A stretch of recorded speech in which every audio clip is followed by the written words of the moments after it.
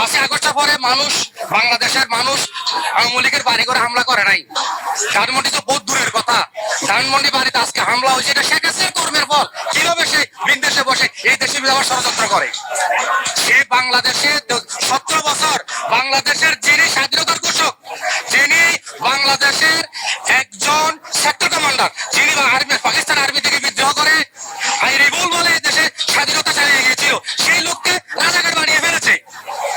শহীদ president Ziaur রহমানকে, সেই জিয়াউর রহমানের স্ত্রীকে এক কাপড়ে তার বাড়ি থেকে বের করে দিয়েছিল। তাদের প্রতি আমার ভিডিওগুলো দেখেন, যখন দেশটি ওখানে দিয়ে কান্না করছিল রাস্তায়, এক কাপড়ে ঘর থেকে বের করে দিয়েছিল। আজকে বাড়ি ভাঙ্গার তো কান্না করবেন না, এটা একটা পুরান বাড়ি। বিচার করে সময় নেন, সময় আপনার জন্য ফিরে আসবে।